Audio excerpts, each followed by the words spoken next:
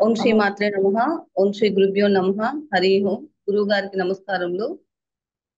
నా పేరు హరిత అండి. నేను ఉయ్యూరులో ఉంటాను. నేను ఆన్లైన్ క్లాసెస్ చేసుకుంటానండి. ఇంటి దగ్గర ఉండి వర్క్ చేసుకుంటా ఉంటాను. ఓకే. మీకు పీఠానికి ఉన్న అనుబంధం ఎన్ని నెలల నుండి ఉందమ్మా? కరెక్ట్ గా 1 ఇయర్ నుంచి నేను ఈ పీఠంలో ఉన్నానండి. మీరు రెగ్యులర్ సాధనలో ఉన్నారు కదా! అవును, రెగ్యులర్ సాధనలో ఉన్నాను. దీక్ష కూడా ఓకే. మొన్న సెకండ్‌కి అయిపోయింది. ఓకే. మీరు ఎన్ని నవరాత్రులు చేశారమ్మా? అంటే వసంత నవరాత్రులు మొదటిసారి చేస్తున్నారా? మీకు ఎలా తెలుసు? ఇవి మొత్తం ఈ పీఠంలోకి వచ్చినాక 3 నవరాత్రులు చేసుకున్నానండి. వసంత నవరాత్రులతో కలిపి. వసంత నవరాత్రులు నాకు ఇదివరకు ఒక 2 ఇయర్స్ బ్యాక్ నుంచి తెలుసు. ఇంట్లో జస్ట్ అఖండం అదేం పెట్టుకోకుండా 9 రోజులు ఉపవాసం ఉండి క్యాజువల్‌గా పూజ, కుంకుమ పూజ అది చేసుకునేదాన్ని అంతే. ఓకే. పీఠం తరపున చేసిన వసంత నవరాత్రులకి, మిగతా నవరాత్రులకి మీకు తేడా ఏమైనా అనిపిచ్చిందా అమ్మా? ఖచ్చితంగా ఉందండి.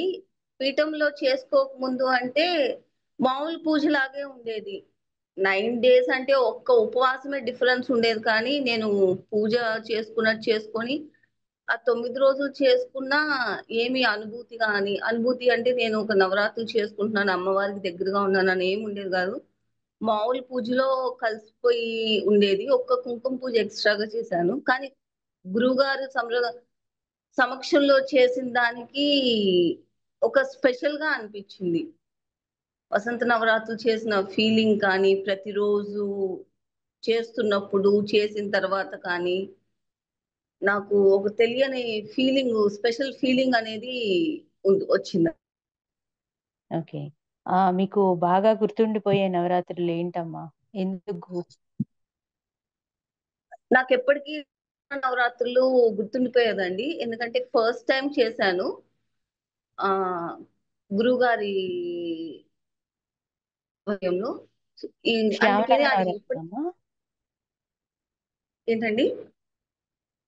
మీరు నవరాత్రులు చెప్పారు గదా! అది సరిగ్గా వినిపించలేదు. ఏ నవరాత్రులు అని? దసరా నవరాత్రులండి. దసరా. ఓకే. హ్మ్. దసరా ఫస్ట్ పీఠంలో నేను చేసిన ఫస్ట్ నవరాత్రులు పీఠం తరపున గురువుగారి ఆధ్వర్యంలో చేసింది. అది నాకు హ్మ్. ఎప్పటికీ స్పెషలు, గుర్తుండిపోతదండి. ఓకే.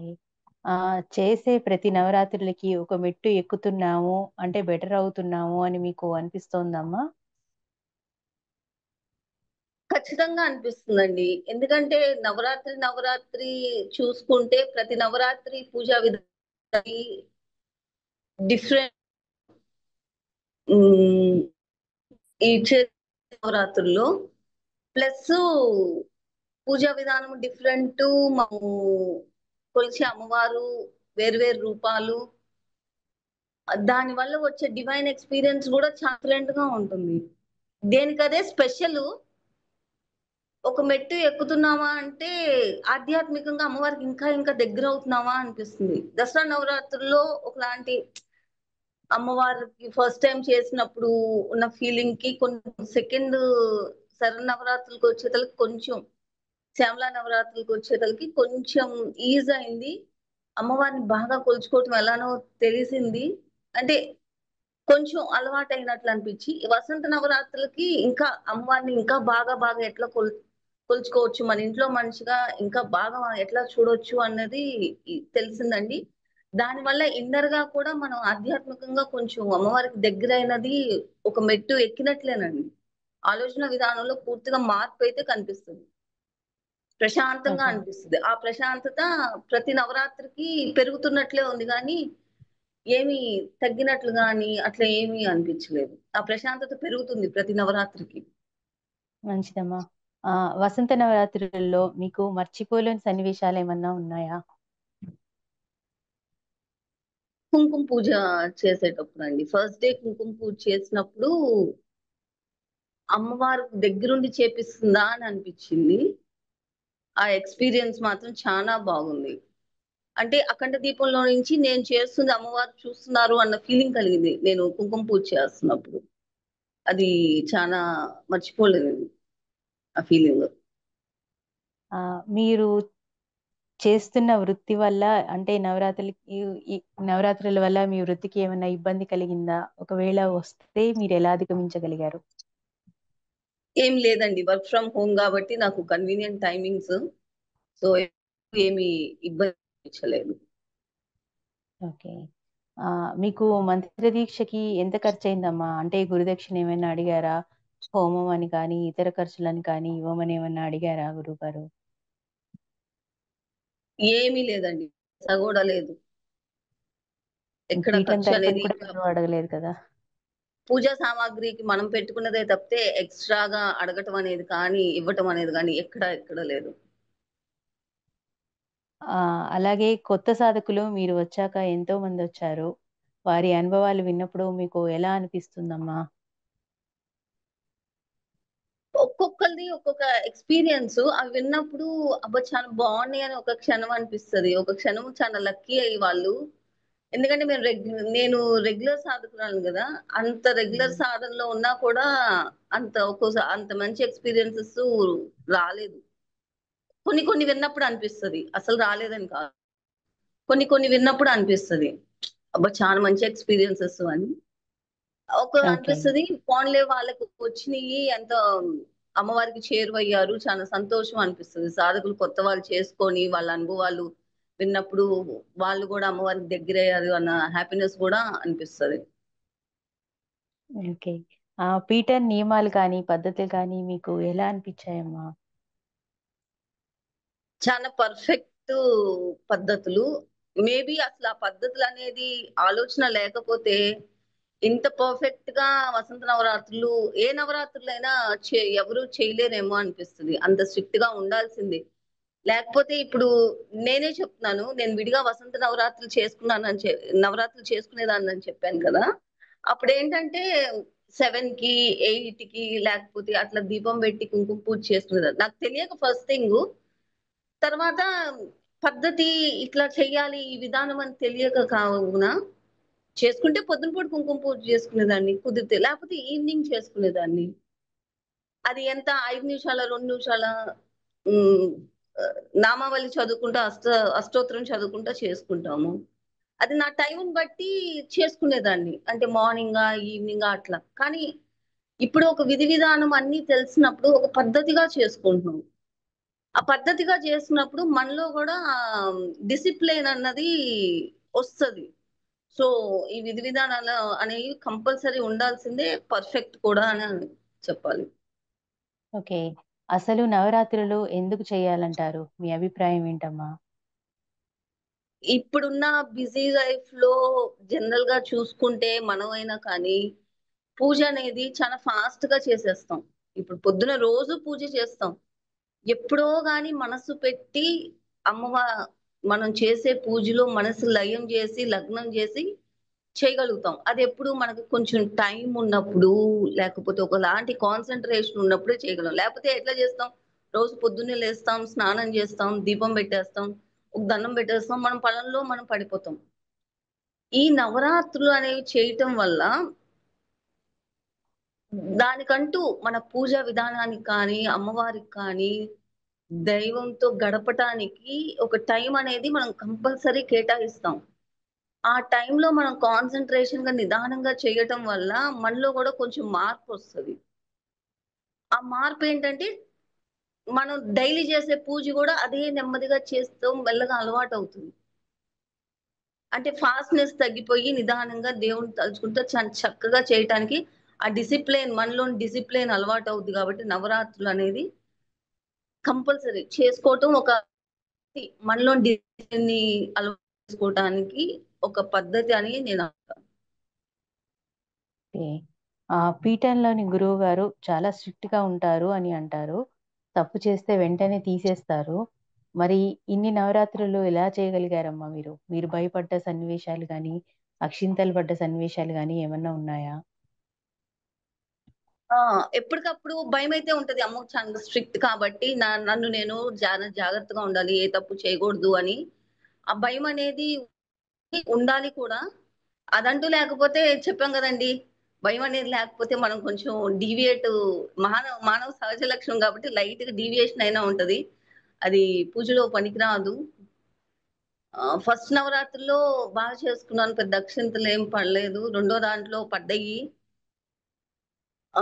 వసంత నవరాత్రిలో ఇం అక్షింతలనేవి ఏం పడలేదు. బానే చేసుకున్నాము. బట్ ఆ అక్షింతలు కూడా ఏంటంటే, మన దీవెనలు లాగుంటాయి. ప్లస్ మనని మనం కరెక్ట్ చేసుకోవటానికి ఉంటాయి కాబట్టి వాటిని అక్షింతలు అని గూడా అనకూడదు. మనకి కరెక్ట్ చేసుకోమని సలహా ఇస్తున్నారని అనుకోవాలి. ఆ స్ట్రిక్ట్‌నెస్ ఉండబట్టే సాధకులు ఇంత చక్కగా చేసుకోగలుగుతున్నాం. ఓకే. ఈ పీఠంలో మంత్ర సాధన పూర్తి చేయాలి అంటే ముఖ్యంగా పాటించాల్సినవి ఏంటమ్మా? నమ్మకము ఏ గురువుగారు ఏం చెప్పినా గురువుగారి మాట మీద నమ్మకం, పీఠం మీద అమ్మవారి మీద నమ్మకము ఫస్ట్ థింగ్. మనకి ఎన్ని కష్టాలొచ్చినా ఇప్పుడు సాధన చేస్తున్నప్పుడు చిన్న చిన్న పరీక్షలు ఏవో ఒకటొస్తాయి. వచ్చినా కూడా వదలకుండా అంతా గురువుగారు, అమ్మవారు అని నమ్ముకుంటే అదొక్క నమ్మకం చాలు మనం దీక్ష గాని, ఏదైనా గాని సక్రమంగా చేసుకొని పీఠంలో ఉండటానికి. ఓకే. ఈ పీఠంలో మంత్ర సాధన చేస్తే బావుంటుంది అనటానికి ముఖ్యమైన కారణాలున్నాయా? ఉంటే ఏంటి? ఈ పీఠంలో మంత్ర సాధన చేస్తే బాగుంటది అని అనుకోవటానికి ముఖ్య కారణము మనిషిగా మనలో మార్పొస్తదండి. అది చేసిన వాళ్ళకే తెలుస్తది. ఆ హ్మ్. మార్పు ఒక వ్యక్తిగా ఎదగటానికి పనికొస్తది. మార్పంటే అది ఆర్థికంగా అనకూడదు. మానసికంగా మార్పనేది వస్తుంది. అది మనిషికి ఎంతో అవసరము. ఆ మార్పు మనం ఎదుటి వాళ్ళతో ప్రవర్తించే తీరు గూడా మారుతుంది. దానివల్ల మన చుట్టూ ఉన్న వాతావరణం గూడా మారుతది. కాబట్టి ఒక వ్యక్తిగా మనం మారితే మన చుట్టూ ఉన్న వాళ్ళని మార్చగలం. కాబట్టి ఈ పీఠంలో సాధన చేయటం అనేది చాలా అదృష్టం. చేయటం వల్ల మనము మనతో పాటు మన చుట్టూ ఉన్న వాళ్ళని గూడా మార్చగలము. మార్చే ప్రయత్నం అన్నా చేయగలం. ఓకే. ఆన్‌లైన్‌లో ఇచ్చిన మంత్రాలకు శక్తి ఎలా వస్తుంది అని అనుకునే వారికి మీ సమాధానం ఏంటమ్మా? అంటే మీకు ఆన్‌లైన్‌లోనే ఇచ్చారు కదా మంత్రం. ఆన్‌లైన్‌లో ఇచ్చాము మంత్రము అని అన్నదానికి శక్తి ఎలా వస్తది అంటే టెలిపతి ద్వారా వస్తది అని చెప్తానండి కంపల్సరీ. ఎందుకంటే గురువుగారు ఒక టైం అనేది నిర్ణయించి ఇస్తారు. ఆ టైంలో ఏంటంటే సింక్ అవుతది. మనకిచ్చినప్పుడు ఆ టైంలో స్టార్ట్ చేసినప్పుడు ఏంటంటే టెలిపతి ద్వారా ఆ శక్తి అన్నది మనలోకి తెలియకుండా వచ్చేస్తది. మనకు తెలియదు. ఎందుకంటే అవన్నీ మనకు తెలియవు. మనం తెలుసుకునే అంత జ్ఞానం మనకి లేదు కాబట్టి మనకది ఫీల్ అవ్వలేం. బట్ చేస్తూ ఉండగా ఆ మంత్రం యొక్క శక్తి మనం తెలుసుకోగలం. ఖచ్చితంగా ఆన్‌లైన్ ఇచ్చినా, ఆఫ్‌లైన్ ఇచ్చినా గురువుగారి శక్తి అనేది మనకి చేరుతుంది. ఆ మంత్రం ఓకే. ద్వారే చేరుతుంది. హ్మ్. గురువుగారు మీ జపం అయ్యాక అనుభవాలకు వివరాలిస్తున్నారు కదా! అవి ఎలా అనిపించాయి మీకు? అంటే వాటిలో మీకు ఏమైనా చెప్పుకోదగ్గ ముఖ్యమైన ఉందా? గురువుగారు అనుభవాలకి ఆన్సర్స్ ఇచ్చినప్పుడు కొన్ని పరిష్కార మార్గాలు చెప్పేవాళ్ళు. అవి బాగా ఉపయోగపడేవి చేసుకుంటే. ఇంకొకటేంటంటే దేవతా దర్శనాలు ఏ రూపాల్లో జరుగుతదని చాలా చక్కగా తెలిసేది. గురువుగారు చెప్తున్నప్పుడు ఒక జ్యోతి అంటే మీకు అమ్మవారు వచ్చారు కాబట్టి మీకు జ్యోతిలా కనపడుతున్నారు. ఇలా చెప్తున్నప్పుడు తెలిసేది. ఓహో! అంటే ఇదివరకు ఎప్పుడన్నా అనిపించదనుకోండి. ఎందుకంటే విడిగా చేసినప్పుడు ఎప్పుడు అట్లాంటి అనుభవాలు రాలేదు. దీక్షలో ఉండి గురువుగారి ఆధ్వర్యంలో చేసినప్పుడే చక్కగా చూడగలుగుతున్నాం. అనిపించినప్పుడు అనిపిస్తది. దేవతా దర్శనాలు ఇలా గూడా జరుగుతాయా? అంటే ఇది ఇలా వస్తే మనకి అయ్యవారు గాని అమ్మవారు గాని ఇలా కనిపించారా అని అనిపిస్తుందండి. చాలా చాలా ఉన్నాయి. ఎప్పుడు శివయ్య చెప్తే చెప్తారు. శివయ్య దర్శనం అయ్యేది నాకు ఎక్కువ. ఆ చెప్తే చెప్పరు అయ్యవారు ఉమ్, దేవతా దర్శనం అయింది అని చెప్పినప్పుడు చాలా సంతోషంగా ఉండేదన్నమాట. ఎందుకంటే నాకు ఎప్పుడు శివయ్య దర్శనం అయితే బాగుండు అని అనిపించేది. ఆ ఓకే. అనుభవాలకి రిప్లైలో అట్లా దేవతా దర్శనం అని చెప్పినప్పుడు సంతోషం వేసేది. ఉమ్. గురువు గారు నైవేద్యంలో మొలకలు పెట్టాలి అని అన్నారు కదా, అది ఎలా అనిపించింది మీకు? ఉమ్, ఎప్పుడు అంటే ఏ పూజలోను ఎప్పుడు చేసినప్పుడు గాని ఎక్కడ గాని చూడలేదు కాబట్టి కొత్తగా అనిపించింది. కానీ దాని వివరణ కూడా ఎక్స్ప్లెయిన్ చేసినప్పుడు గురువు గారు మంచిది కదా అని అనిపించిందండి. ఓకే. ఎక్కడో కూడా చదివాను. మొలకలు దేవుళ్ళ దగ్గర మొలకలు పెట్టి చేయటం అనేది చాలా మంచిది పద్ధతి అని చదివాను ఎక్కడో. ఓకే. కొబ్బరి పానకం రుచి ఎలా ఉందమ్మా? ఎప్పుడైనా తాగారా? ఫస్ట్ టైం తాగటము, అసలు ఫస్ట్ టైం చేస్తున్నప్పుడు హెసిటేట్ అనిపించింది చేస్తున్నప్పుడు. కానీ నైవేద్యం పెట్టి తాగినాక చాలా బాగుంది. రోజు దాదాపు కొబ్బరి పానకము నైవేద్యంగా పెట్టి స్వీకరించాము. విడిగా కూడా ఇంకా అదే ట్రై చేద్దామా అన్న ఆలోచనలో ఉండే, ఇంకెప్పుడు పానకం చేసినా. ఓకే. నచ్చిందనమాట అయితే. చాలా బాగా నచ్చింది. హ్మ్. వేప నూనె తలకి పెట్టుకొని జపం చేయాలి అన్నారు కదా, అది ఎలా అనిపించింది? ఆ వేప నూనె నేను ఆల్మోస్ట్ పెట్టాను. 1-2 డేస్ స్కిప్ అయ్యాను. ఆ స్కిప్ అయినప్పుడు నాకు డిఫరెన్స్ తెలిసింది. ఓకే. ఆ విడిగా అన్నప్పుడు అనిపించలేదు కానీ ఆ టూ టైమ్స్ అట్లా స్కిప్ అయింది. అంటే వరుసగా కాదు, మధ్యలో ఎప్పుడో. ఆ ఆ స్కిప్ అయిన రోజు నాకు కాన్సన్ట్రేషన్ అనేది కొంచెం కుదరలేదు. వెంటనే రాలేదు నేను జపం చేసినా కానీ కాన్సన్ట్రేషన్. ఆ డిఫరెన్స్ తెలిసింది నాకైతే. ఓకే.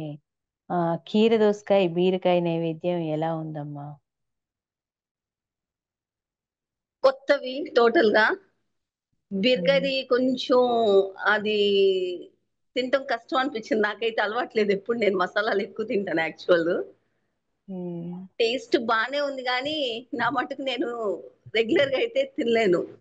అందుకని ఒక 3 టైమ్స్ అట్లా పెట్టాను అంతే. ఓకే.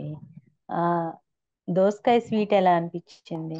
చాలా బాగుందండి అది. హుహు. తలంటు స్నానానికి ముందు కొన్ని చెప్పారు కదా, అవన్నీ ఎలా అనిపించాయి? చాలా బాగుంది. చేసిన నేను 2 టైమ్సే చేయగలిగాను. ఎందుకంటే కొంచెం లాంగ్ హెయిర్ కాబట్టి పొద్దున్నే లేసి చేసి అది నాకు టైం కుదరక 2 టైమ్సే చేయగలిగాను. హెయిర్ చాలా స్మూత్ అయింది. ప్లస్ ఆ ఆయుర్వేదంలో కూడా ఏదన్నా ఉంటది కాబోలు అట్లా చేసినప్పుడు బాడీకి ఒకలాంటి ఎనర్జీ లాగా అనిపించింది. చాలా రిఫ్రెషింగ్ గా అనిపించింది. ఓకే. హ్మ్. అమ్మవారి కుంకుమ పూజకి ముందు అమ్మవారి ప్రతిమ శుద్ధి చేశారు కదా, ఆ ప్రాసెస్ అంతా ఎలా అనిపించిందమ్మా? ఎలా అంటే ఆ ఫీలింగు ఏదో రెడీ చేస్తున్నట్లు, చాలా పొందికగా ఇంట్లో వాళ్ళని రెడీ చేస్తున్నామా అన్నట్లు అనిపించింది. తీసి చక్కగా 24 అవర్స్ పాలల్లో ఉంచి తర్వాత తీసి మా మంచినీటితో కడిగి ఒక కార్యక్రమం ముందు రెడీ చేస్తుంటే, మనం ఇంట్లో పిల్లల్ని రెడీ చేస్తుంటే, ఏమో నాకైతే అలాంటి ఫీలింగ్ వచ్చింది. చక్కగా రెడీ చేసి తర్వాత కుంకుమ పూజ చేస్తుంటే చాలా బాగా అనిపించింది అది. ఒక ఒక స్పెషల్ గా అనిపించింది. ఓకే. మీరు కుంకుమ పూజ చేశారు కదా, అది ఎలా అనిపించింది? కుంకుమ పూజ చేస్తున్నప్పుడు అదే నాకైతే డిఫరెన్స్ బాగా తెలిసింది. ఇదివరకు కూడా చేశానని చెప్పాను కదా, వసంత నవరాత్రులు విడిగా పీఠంలోకి రాకముందు. అప్పుడు ఏంటో హ్మ్. అనిపించదు. కానీ ఇప్పుడు చాలా శ్రద్ధగా కుంకుమ పూజ ఎలా చెయ్యాలి అన్నది ఆటోమేటిక్ గా ఒకలాంటి డిఫరెన్స్ తెలిసింది. ఇదివరకు ఆ వేళ్ళు పట్టుకొని చేయటం అది కూడా తెలియదు కాదు. ముద్ర తెలిసేది కాదు ఎట్లా చేయాలన్నది కుంకుమ పూజ. దాదాపు హ్మ్. 4 వేళ్ళు యూజ్ చేసేదాన్నేమో అప్పుడు. ఇట్లా పట్లగా. కానీ ఇప్పుడు అలా వేస్తున్నప్పుడు, మంత్రం చదువుతా వేస్తున్నప్పుడు ఒకలాంటి డివైన్ ఎక్స్‌పీరియన్స్ అనిపిచ్చింది. ఓకే. అమ్మవారికి పంచామృత అభిషేకం చేయటం ఎలా అనిపించింది? ఎప్పుడు మనం గుళ్ళల్లో ఎక్కడైనా చేస్తుంటే చూడటమే గాని స్వయంగా చేయటం అనేది లేదు. సో ఎట్లా చేయాలనేది తెలిసింది పంచామృత అభిషేకము. చాలా బాగుంది. హ్మ్. అలాగే అమ్మవారికి పసుపుతో కూడా అభిషేకం చేశారు కదా! ఆ అనుభూతి ఎలా ఉందమ్మా? ఈ వసంత నవరాత్రుల్లో ప్రతిదీ స్పెషల్, కొత్తగా ఉంది. మనం కూడా ఇంట్లో అభిషేకం ఎలా చేసుకోవచ్చు అనేది తెలుసుకోవటం అనేది టోటలీ న్యూ ఎక్స్పీరియన్స్ అండి. పసుపు అట్లా జల్లెడ బట్టి ఇదివరకు ఎప్పుడన్నా చూసేదాన్ని. అంటే విగ్రహాలకి అలా చేస్తున్నప్పుడు జల్లెడ బట్టి దాంట్లో నుంచి అభిషేకం చేసేవాళ్ళు. నీళ్లు కానీ ఏదన్నా. అది ఎందుకు అనేది తెలిసేది కాదు. ఇప్పుడు తెలిసి ఇంట్లో అలా చేస్తున్నప్పుడు ఈ టోటల్లీ న్యూ మనము చేస్తున్నాం. ఒక పద్ధతి నేర్చుకొని చేస్తున్నాము అన్నది చాలా బాగుంది. ఓకే. అమ్మవారి దగ్గర మీరుంచిన నైవేద్యాలు, నీళ్ళు తీసుకున్న గుర్తులు కనిపించినప్పుడు మీకెలా అనిపించింది? చాలా హ్యాపీగా ఉండేది. అమ్మవారు వచ్చింది చూసావా? తీసుకుంది ప్రసాదం నైవేద్యం తీసుకుందని మా అమ్మాయికి చూపించేదాన్ని. ఓకే. మా అమ్మాయి అమ్మ నిజంగా వచ్చిందమ్మా భలే ఉందమ్మా అమ్మవారు నిజంగా వస్తారమ్మా అంటే చూడు మరి నువ్వే చూడు అని అంటే అవునమ్మా అని అన్నది. ఒక క్షణం అయితే భయం వేసేది పాపం తనకి వచ్చారేమో అని. తర్వాత ఓకే. ఓకే. చాలా సంతోషించేది. హ్మ్. ఆహ్, జపసాధనలో మీకేమైనా ఇబ్బందులు వస్తే వాటిని మీరెలా అధిగమించారమ్మా? నాకు ఎక్కువగా కాళ్ళు నొప్పులు వస్తాయండి. ప్రొలాంగ్ టైమ్ కూర్చుంటే. సో, ఒక నిమిషం అట్లా విరామం తీసుకొని గురువుగారికి క్షమాపణలు చెప్పుకొని అమ్మవారికి, గురువుగారికి అట్లా లేసి 4 అడుగులేసి మళ్ళా వచ్చి కూర్చొని చేసేదాన్నండి. అంతకు మించి పెద్ద ఇబ్బందులేం రాలేదు. ఓకే. మీకు ఈ నవరాత్రులు సంతృప్తినిచ్చాయా? ఏమైనా లోటనిపించిందా? చాలా సంతృప్తినిచ్చాయి. లోటేం అనిపించలేదండి. హ్మ్. పీఠం చేపట్టే అన్నసంతర్పణ కార్యక్రమం గురించి మీ అభిప్రాయం ఏంటమ్మా? అది దాని గురించి ఎంత చెప్పినా తక్కువేనండి. నేను ఒక అన్న సంతర్పణ రీసెంట్‌గా అటెండ్ అయ్యాను మంగళగిరి. అప్పుడు వరకు విన్నాను అన్న సంతర్పణ ఎలా జరుగుతది అని ఆడియో ఫైల్స్ వినటము, అనుభవాలు వినటమే తప్పితే, నేను లైవ్‌గా ఎళ్లి అటెండ్ అయితే గాని దాని యొక్క ఇంపార్టెన్స్ కానీ, ఏదైనా గాని విన్న విషయము లైవ్‌గా చూడటం అనేది చాలా డిఫరెంట్ ఎక్స్‌పీరియన్స్. విన్నప్పుడు ఉన్న అనుభూతి కన్నా, మనం వెళ్లి అటెండ్ అయ్యి ఆ ఎక్స్‌పీరియన్స్ ఫీల్ అవ్వటం అనేది ఇంకా అద్భుతంగా ఉంది. ప్రత్ వీలైతే కుదిరితే అన్న సంతర్పణలకి ఎళ్ళటం అనేది ఒక భాగంగా పెట్టుకుంటే చాలా మంచిది అనిపించింది. ఓకే. పీఠంలోకి రాకముందు, పీఠంలోకి వచ్చాక మీలో వచ్చిన మార్పులు శారీరకంగా గానీ, మానసికంగా గానీ ఏదైనా మీకెలా అనిపిస్తోంది? శారీరకంగా పెద్ద నాకు ఇబ్బందులేం లేవు. ఎప్పుడన్నా చిన్నయి వచ్చినా కూడా ఇవి కర్మల వల్ల కానీ, లేపోతే ఇట్లా అని అమ్మవారి ముందు పెట్టుకుంటే ఒక 2, 3 డేస్‌కి మెల్లగా ఫేడ్ ఔట్ అయిపోయేవి. చిన్న నొప్పులు అట్లాంటివి.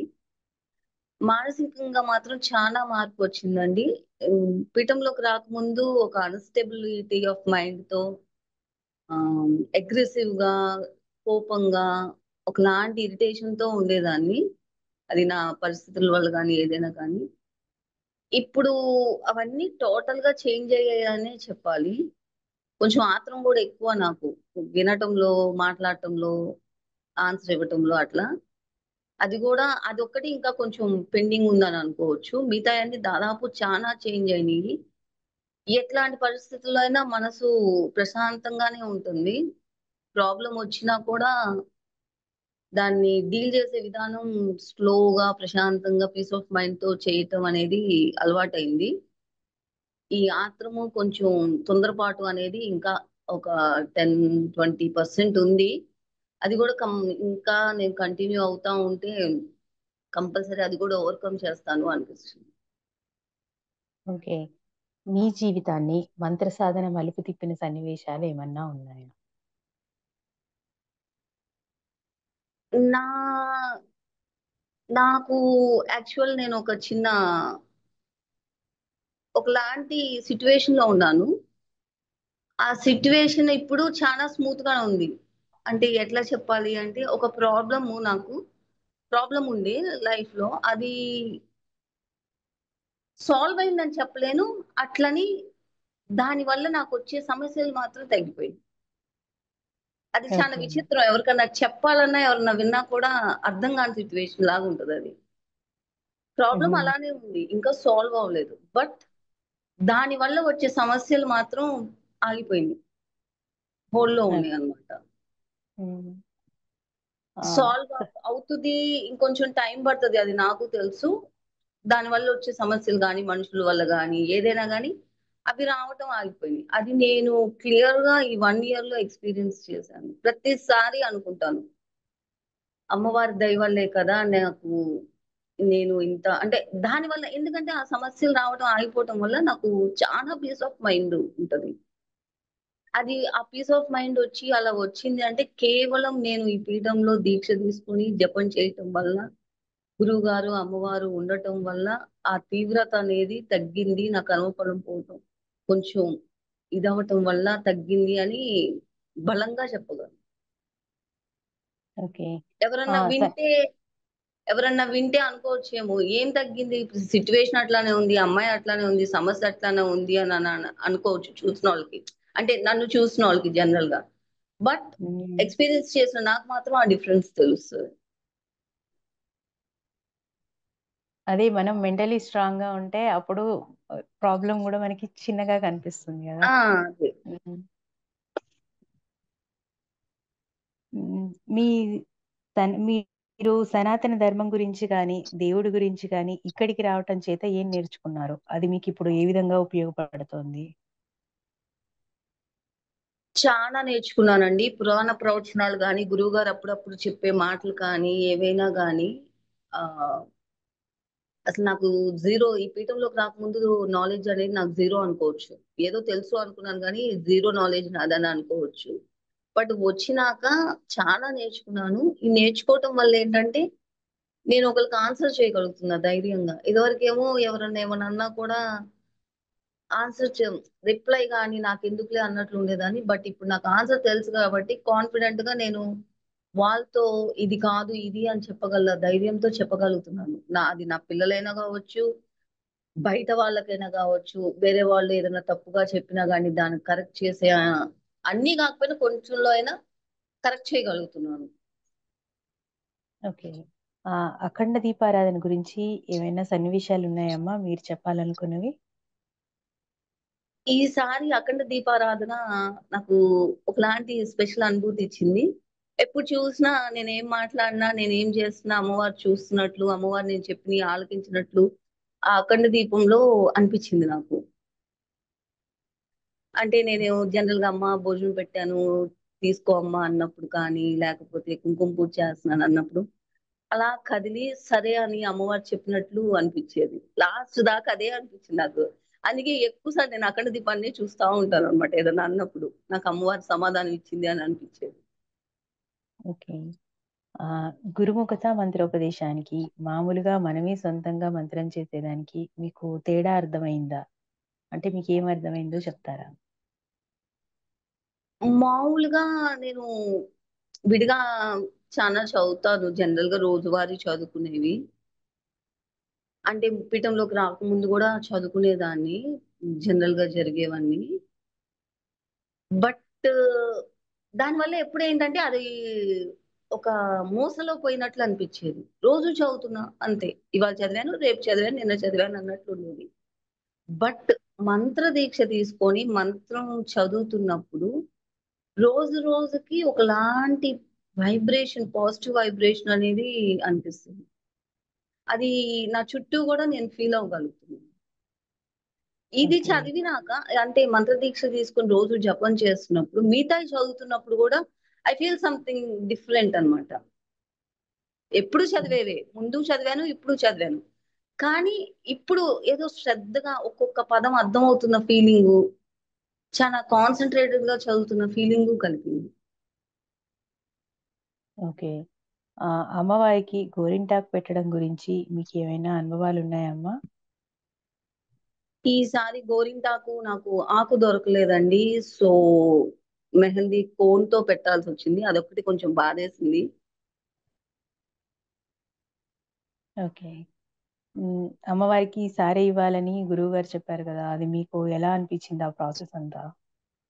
నాకు చాలా బాగా అనిపిస్తుంది. ఎందుకంటే మన పిల్లలకి బట్టలు తీసుకోవడానికి షాప్కి వెళ్ళినప్పుడు ఎట్లా వెతుకుతాము, ఇది బాగుంటది, ఇది బాగోదు, ఇట్లా ఈ కలర్ అయితే బాగుంటది. అసలుకి గోధుమ రంగు చెప్పారు, నాకు ఆప్షన్స్ తక్కువైపోయాయి అక్కడ. గోధుమ రంగు అనగానే గోధుమ రంగా అన్నారు. నేను ఉండేది చిన్న ఊయూరులో, అంత ఆప్షన్స్ ఉండవు. హ్మ్. అప్పుడు అనిపించేది గాజులు గాని ఇవి తీసుకున్నానా, పూలు కాటుక ఇవన్నీ తీసుకున్నానా, మన పిల్లలకి షాపింగ్ చేసి తీసుకొని వచ్చినట్లు అట్లా ఇస్తున్నట్లు మన వాళ్ళకి చేస్తున్నప్పుడు ఉన్న హ్యాపీనెస్ ఫీల్ అయ్యాను. ఓకే. ఆహ్, ఉద్వాసన కార్యక్రమం ఎలా అనిపించిందమ్మా మీకు? ఉద్వాసన కార్యక్రమం బాగా జరిగిందండి. ఇన్ఫాక్ట్ పెద్ద అంటే కష్టం అనిపించలేదు ఏమి.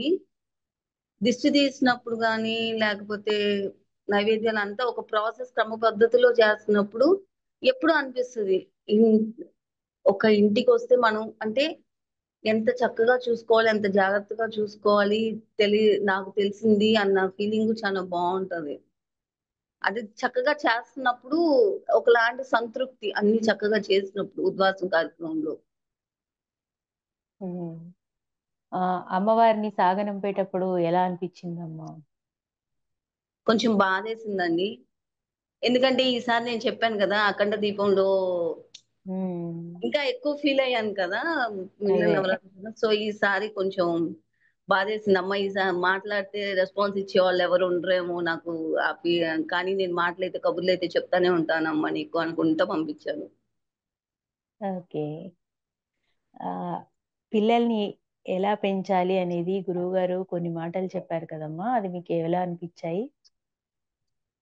అవి ఇవాళ జనరేషన్ లో ఇప్పుడు పెంచే తల్లులకి అవి చాలా కంపల్సరీ తెలిసి ఉండాలండి.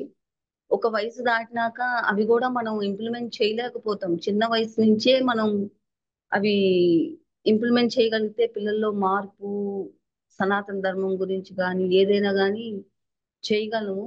ఇవి పెళ్లి కావాల్సిన పిల్లలకి అప్పుడే తల్లులైన పిల్లలకి చెప్పటం అనేది నేను అనుకుంటాను. ఇవన్నీ ఎక్కడన్నా నాకు తెలిసిన వాళ్ళకైతే అవేర్నెస్ కంపల్సరీ ఇస్తానండి. ఎక్కడన్నా పిల్లలు, ఎందుకంటే మా అమ్మాయి పెద్ద అయిపోయింది, ఇప్పుడు 15 years. ఇప్పుడు తను చూసి నేర్చుకుంటది కానీ మనం పెద్దగా ఇది ఇది అని చెప్పగలం. అదే చిన్నపిల్లలు అనుకోండి మనం మౌలు చేయగలం. అందుకే నా చుట్టుపక్కల ఎవరన్నా చిన్నపిల్లలు కనిపించినా గురువుగారు చెప్పినవి గుర్తు చేసుకొని వాళ్ళకి చెప్తా ఉంటాను. ఇట్లా చేయండి అమ్మా, పిల్లలు దూరం కాకూడదు హిందూ ధర్మానికి, వాళ్ళకి ఇట్లా చేయండి, ఇట్లా ఇట్లా అని చెప్తా ఉంటాను. ఇదివరకు అట్లా ఓకే. చేసేదాన్ని కదా అసలు. యాక్చువల్ అయితే ఇప్పుడు నా రెస్పాన్సిబిలిటీ అనిపించింది. గురువుగారు చెప్పి నలుగురికి చెప్పాలనిపించింది. సో నాకు ఉన్నంతలో నేను, నాకు పరిసరాల్లో కనిపించినంతలో, చేతనైనంతలో నేను చెప్తున్నాను. ఓకే. మీ తోటి సాధకుల సహకారం మీకు ఎలా ఉందమ్మా? అందరూ చాలా ఒక కుటుంబం లాగా ఉంటాము. ఎప్పుడు ఏ టైం అయినా పాపం కాల్ చేస్తే, మిమ్మల్ని అయితే నేను కాల్స్ లో కొంచెం ఎక్కువే చిన్న డౌట్ అయినా అడిగేస్తా ఉంటాను. దీప గారు గాని ఇంకా రమమ్మ, నాకు చిన్న డౌట్ అనిపించిన వెంటనే కాల్ చేస్తాను. నాకు క్లారిఫికేషన్ వచ్చేస్తా ఉంటది. ఎవరితో ఎప్పుడు ఏ ఇబ్బంది గాని ఏం లేదు. చాలా బాగుంటది కోఆర్డినేషన్ అనేది. 1 year లో ఎన్నిసార్లు ఈ ఎక్స్పీరియన్స్ ఇది ఒక డిఫరెంట్ ఎక్స్పీరియన్స్. ఎందుకంటే ఎప్పుడు ఎవరిని ఫేస్ టు ఫేస్ పెద్ద కలుసుకుంది లేదు. హ్మ్. అంత ఫోన్స్ లో అయినా కూడా ఆ కోఆర్డినేషన్ బాగుంటది. అదంతా గురువు గారి దయ వల్ల. ఎందుకంటే అంత ఇక్కడ మనకి తెలుస్తది. విధి విధానాలు గాని, పీఠం యొక్క విధానాలు గాని అవి అంత స్ట్రిక్ట్ గా, అంత పర్ఫెక్ట్ గా గురువు గారు చేయటం వల్లే ఈ సాధకుల మధ్య కోఆర్డినేషన్ కూడా అంత పర్ఫెక్ట్ గా ఉంటది అని అనిపిస్తది అప్పుడు. ఓకే. గురువుగారి సపోర్ట్ ఎలా ఉందమ్మా మీకు? గురువు గారి సపోర్ట్ మాత్రం 100% కి డబుల్ అనొచ్చు. దానికి ఇంకా ఆ సపోర్ట్ అన్నది లేనిదే ఇంత దూరము అసలు రాలేము, చేయలేము కూడా. గురువు గారు నమస్కారాలు చెప్పుకోవాలి, గురువు గారికి కృతజ్ఞతలు చెప్పుకోవాలి. ఈ అవకాశం ఇచ్చినందుకు, చేసుకునేందుకు ఏదొచ్చినా ఎంత జాగ్రత్తగా చూస్తారంటే పిల్లలు సరిగ్గా చేశారా లేదా, ఒక టీచరు పిల్లలు సరిగ్గా చేస్తున్నారా లేదా ఏ రోజుకి ఆ రోజు చూస్తారు. అది మామూలు సాధన విషయంలో అయినా కావచ్చు, నవరాత్రుల విషయంలో అయినా కావచ్చు, అన్న సంతర్పణ విషయంలో గాని, ఒక్క క్షణం గూడా అట్లా రెప్ప మాల్చి ఆదమర్చరు. అన్నీ చూస్తారు. ప్రతి ఒక్కళ్ళది చూస్తారు. అంత ఓపిక, అంత టైము అక్కడి నుంచి అనిపిస్తది. గురువుగారికి 24 అవర్స్ ఉన్నాయి. మనకి 24 అవర్స్. బట్ గురువుగారు అన్ని మేనేజ్ చేస్తున్నారు. అంత చక్కగా చూసుకుంటున్నారు. ప్రతి ఒక్కళ్ళని ఎవరికి వాళ్ళకి ప్రత్యేక శ్రద్ధిచ్చి చూస్తారు. ఏది మిస్ అవ్వదు. చానా బావుంటది. గురువుగారి సపోర్ట్ మాత్రం లే చానా బావుంటది. అది లేకుండా ఇంత దూరం అనేది ఇంపాసిబుల్. మిషన్ ఇంపాసిబుల్ అని చెప్పొచ్చు. ఓకే. చివరిగా ముందు రోజుల్లో నవరాత్రులు చేసేవారికి మీరిచ్చే సందేశం ఏంటమ్మా? ఇప్పుడు కొత్తగా ఎవరన్నా వచ్చినా, చేసే సాధకులైనా టైం లేదు అని అనుకోకుండా, ఒకేళ ఇప్పుడు రేపు వారాహి వస్తుంది. గురువుగారు వరాహి నవరాత్రులు చేసుకోవాల్సిన పేర్లు ఇవ్వండి అంటే, మనకు ఆలోచన వచ్చినా వెంటనే పేరు ఇచ్చి ఉండి, ఇంకంతా అమ్మవారి మీద భారం వేస్తే ఖచ్చితంగా మనం చేసుకోగలుగుతాం. ఒకసారి మనం మన సంకల్పం అనుకోని నవరాత్రులు చేసుకోవాలనుకుంటున్నానమ్మా, గురుగారు నేను నవరాత్రులు చేసుకోవాలనుకుంటున్నాను. మీదే భారం, మీరు అన్ని పరిస్థితులు అనుకూలం వచ్చేటట్లు చేయండి అనంటే, మొత్తం అమ్మవారే చూసుకుంటారు. గురువుగారే చూసుకుంటారు. చక్కగా మనం చేసుకోగలం. అట్లా చేసుకోవటం వల్ల మన జీవితంలో, మన కుటుంబంలో చాలా మార్పులొస్తాయి కాబట్టి, ఏ చిన్న ఛాన్స్ వచ్చినా చివరిదాకైనా ట్రై చేసైనా నవరాత్రులు మిస్ గాకుండా చేసుకోవాలని చెప్తానండి ఎవరికైనా సలహా. అంటే ఏదైనా చిన్నదొచ్చింది నేనెళ్ళాలనో, లేకపోతే ఈ ఈసారికి వదిలేద్దాం ఆ ఆలోచన అనేది రానీకుండా అవకాశం వస్తే మాత్రం కంపల్సరీ చేసుకోండి అని చెప్తానండి.